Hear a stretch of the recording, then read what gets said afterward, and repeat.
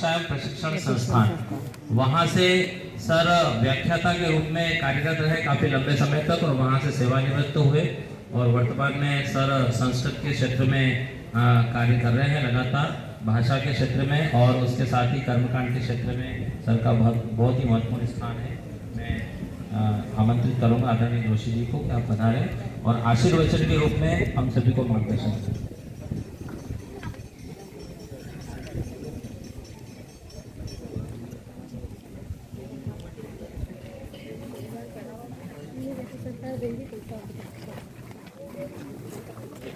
माँ सरस्वती के इस प्रांगण में माँ सरस्वती को नमन करते हुए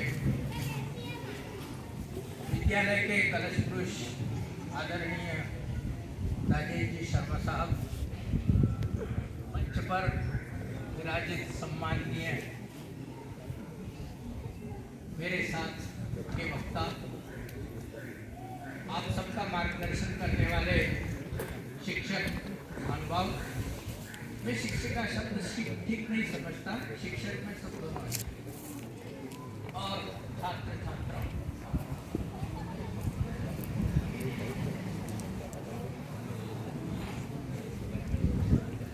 कभी किसी को बड़े भारी भरकम रूप से प्रस्तुत कर दिया जाता है तो उसके सामने बड़ी समस्या आ जाती है कि मैं उस बात का निर्वाह कर सकूंगा या नहीं।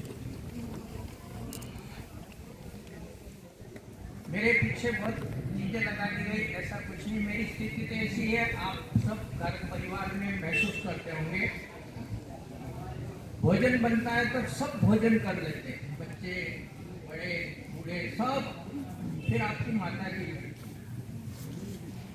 और जो बच गया तो ठीक है, एक रोटी बची है तो एक ही रोटी खा के संतोष कर लेना। मेरी स्थिति भी माता जी जैसी है, सब निपट गए, सबसे आगे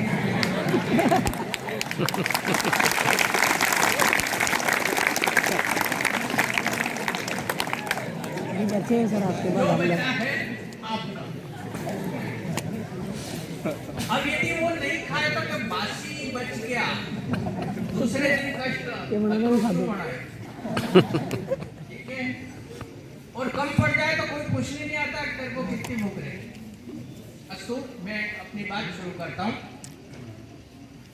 कैरियर काउंसलिंग के बारे में बहुत कुछ बता दिया गया, आपसे सबने पूछा कुछ बोलो।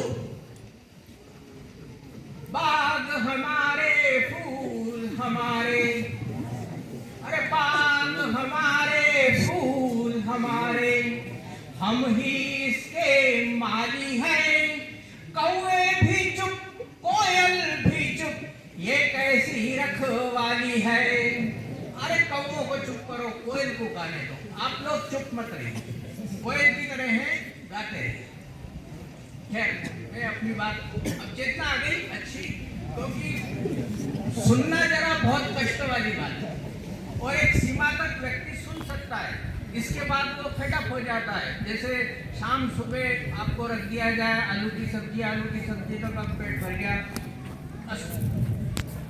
एक राहगीर था, एक व्यक्ति चौराहे पर खड़ा था, उससे पूछा भाई तुम कहां से आ रहे हो? उसने कहा कहीं से नहीं। उससे फिर पूछा गया तुमको कहां जाना है? उसने कहा कहीं नहीं। फिर उससे तीसरा प्रश्न किया गया कि यहाँ क्यों खड़े हो? तो उसने कहा यूं ही। तीन प्रश्न है, कहां से आ रहे हो? नहीं मालूम। कहां जाना है?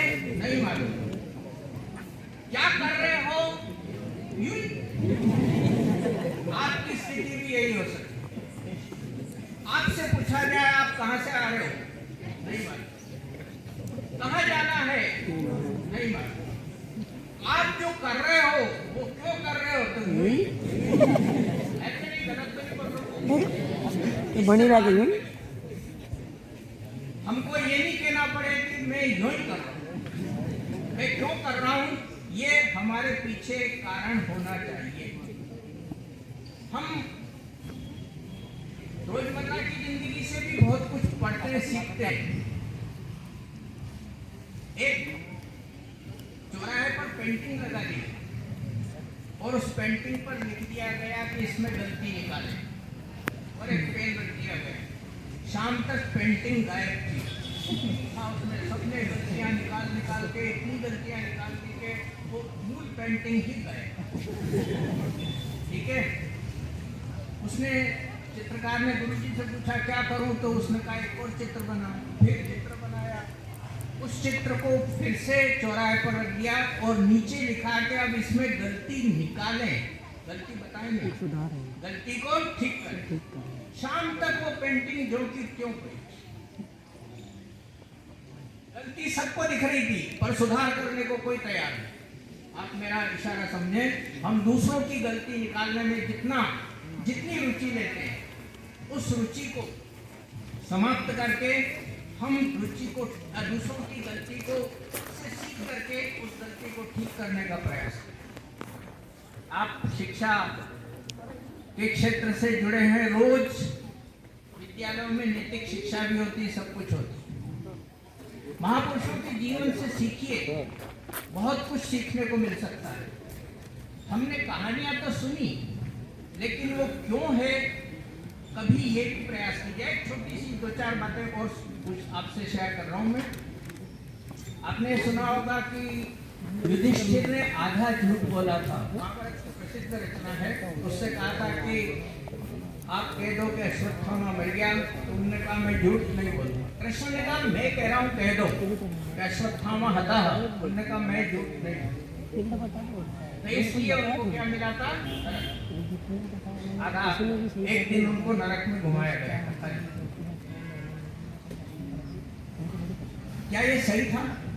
हमने एक किया झूठ नहीं बोल रहा लेकिन नरक में जाना पड़ा। क्या उनको झूठ बोलने के कारण नरक हुआ? बताइए, अपने दिल पे हाथ रखते। मेरे ख्याल से नहीं। नरक क्यों हुआ? ईश्वर परब्रह्म कह रहा है कि तू बोल दे कि अश्वत्थामा मर गया, लेकिन वो कह रहा है कि मैं नहीं बोलूं। हम ईश्वर तक का कहना नहीं मानते। जब ईश्वर का कहना नहीं मानते तो आप नरक के ही अधिकारी हैं, स्वर्ग के जाने के अधिकारी नहीं। कृष्ण ने अपनी प्रतिज्ञा तोड़ी। आपको ध्यान है, मैं थोड़ी सी याद दिला रहा हूं। हम सही संदर्भों में उन कथाओं को नहीं देखते। युद्ध के मैदान में कृष्ण ने कहा कि मैं अस्त्र शस्त्र ग्रहण नहीं करूंगा, और भीष्म ने कहा था कि मैं आपको शस्त्र ग्रहण करूंगा, और कृष्ण ने शस्त्र ग्रहण कर लिया था। क्या है ठीक है? प्रतिज्ञा तोड़ी, कृष्ण ने प्रतिज्ञा तोड़ी? मैं कह रहा हूं नहीं तोड़ी। भीष्म को कहा कि तुम कैसी सही प्रतिज्ञा को चलते हुए अपनी जिंदगी भर रोते रहे, ढोते रहे उस प्रतिज्ञा को। मैं देखिए अपने सत्य के लिए, अपने धर्म के लिए, अपने भक्त की रक्षा के लिए अपनी प्रतिज्ञा तोड़ने को तैयार हूं, तुम इस काबिल भी नहीं थे। वास्तव में ये भी उसके अंदर तथ्य नहीं है। उस तथ्य को भी हमें पहचानना चाहिए। अस्तु, आप सब के बारे में कईयों ने कहा बीज हुआ तैयार, फसल अनुशासन की आएगी, शायद है भंवरों की पीढ़ी अब तो सुर में गाएगी।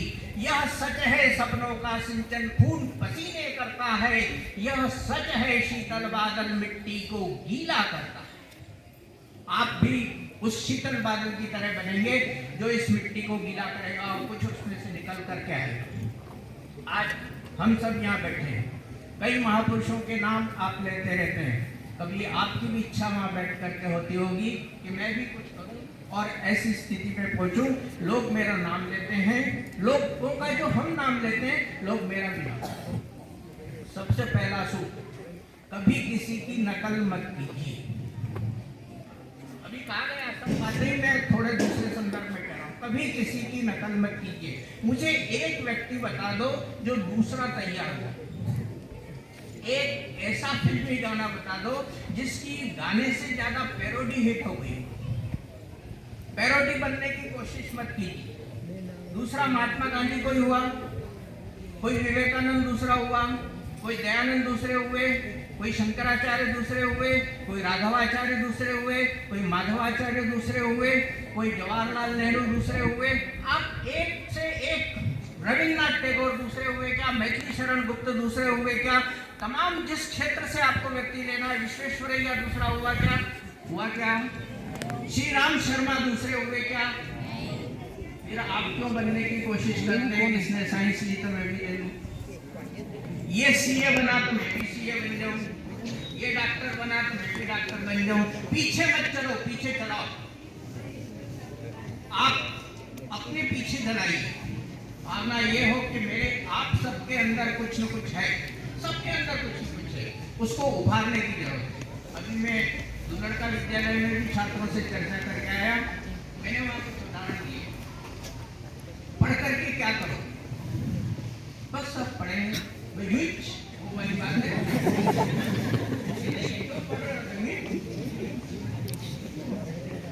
आप पढ़िए, अच्छी बात है, पर इसलिए मत पढ़ो कि नौकरी करो।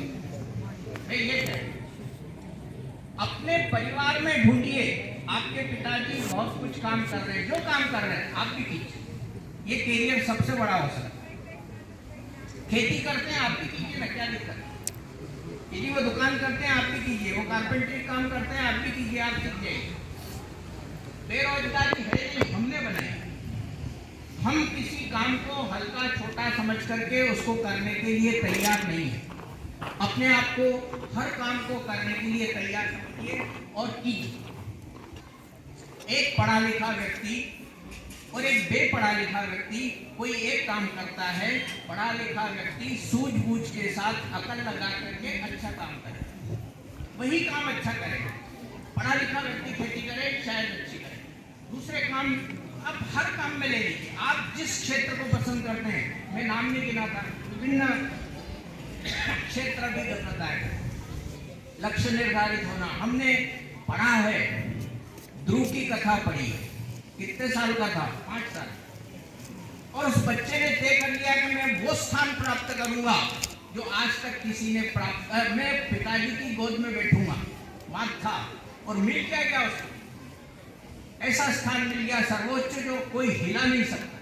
ध्रुव तारा आज भी अपन देखते हैं, उत्तर दिशा के को तय करने वाला तारा हो गया। आप रात में यदि दिशा नहीं जानते, देखना है तो ध्रुव तारे को देखिए। दिन में तो आप सूर्य की स्थिति देख करके तय कर सकते हैं कि दिशा कौन सी है। रात में यदि दिशा तय करना है तो आपको ध्रुव तारे को देखना पड़ेगा। बहुत पीठ दुखने लग गई है, कोई इधर घूम रहा है, कोई इधर घूम रहा है, निश्चित रूप से आपके करियर काउंसलिंग संबंधी कोई भी प्रश्न हो जरूर कीजिएगा। आप ये जो बैठे हैं इनसे भी कर सकते हैं, मुझसे भी कर सकते हैं। विषय पर मत जाइए, अपने को हीन मत समझिए, मैं कुछ कर सकता हूँ, इस भावना के साथ आप समर्पित रूप से आगे बढ़िए। समय नहीं है, ये बहुत बेकार की बात है, सबके पास समय है। ईमानदारी से सदुपयोग दुरुपयोग दो बातें हैं। मुझे आश्चर्य हुआ, अभी एक वक्ता ने कहा था कि यूट्यूब देखा, सबने कहा था हाँ हमने देखा सर, मतलब सबके पास स्मार्टफोन है और सभी यूट्यूब देखते हैं। पर यूट्यूब पे क्या देखा मैं पूछूंगा तो अभी सब बंद हो गए, सबने काफी खोल रखी, मैं कभी से देख रहा हूँ, पर केवल एक फोन नंबर नोट करने का काम आई। आपकी काफी क्या काम है? एक नंबर, केवल वो जो राम साहब ने फोन नंबर बताया अपना, वो नोट हुआ, इसके सिवाय कुछ नोट हुआ क्या? बताओ। नहीं किया होगा। किया, अच्छी बात है, जिसने किया अच्छी बात। ये तो बंदिश पड़ी। नहीं किया तो अपने दिल पे हाथ रख करके सोचिए ढंग का। रोज पढ़ने वाली बात कर गए गौर साहब, बहुत अच्छी बात। मैं सन 70 से आज तक लगभग औसतन 5 पेज रोज पढ़ता हूँ, 5 पेज। अच्छा आप बताओ, आपके घर पर कोई है? आपके घर के बाहर टेबल के ऊपर एक फिल्मी मैगजीन रखी है, उस पे किसी अभिनेत्री का चित्र बना हुआ है, और एक दूसरे घर में जिसकी टेबल के ऊपर कल्याण रखा हुआ है, अखंड ज्योति रखी हुई है। आपको किस व्यक्ति के बारे में क्या धारणा बनेगी? बताओ कौन कैसा है? एक व्यक्ति थे बासा, आग लग रही थी, वो बाल्टी लेके घूम रहे, खाली बाल्टी। व्यक्ति ने कहा आप आग लग रही है और खाली बाल्टी लेके घूम रहे हो। उनने जो जवाब दिया ध्यान रखना, उनने कहा आगे वाली पीढ़ियां, भले मैं आग नहीं बुझाऊं, भले मेरी बाल्टी में पानी नहीं हो, पर आगे आने वाली पीढ़ियां मुझे कम से कम आग बुझाने वालों में मानेगी, आग लगाने वालों में नहीं मानेगी। बाल्टी लेके घूम, कुछ भी करो, कुछ भी करो, मैं तो ये नहीं कहता हूं ये कुछ भी कीजिए, अपनी पसंद का, अपनी संतुष्टि का एक काम जरूर 5-10 मिनट अपने को दीजिए, निश्चित रूप से आप में परिवर्तन महसूस होगा। और सब बहुत बढ़िया बढ़िया बात है, अच्छी बात है। अपने अंदर परिवर्तन आप अपने आप आए। गीता में कहा उद्धरे आत्मनात्मानम नात्मानम अवसाने, अपना उद्धार व्यक्ति खुद करता है, और अपने को बेकार करना हो तो वो भी खुद करता है। अस्तु, बहुत बातें हुई।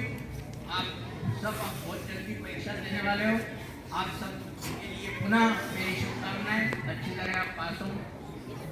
और एक संदेश आखिरी में आप सबके लिए, नौजवान रहे रे उबलता रक्त निरंतर, रहे रे उबलता रक्त निरंतर, शिरा शिरा में आग रहे, सांसों में संकल्प घुले हो, आंखों में सौभाग्य रहे, आंखों में संकल्प घुले हो, सांसों में संकल्प घुले हो, आंखों में सौभाग्य रहे।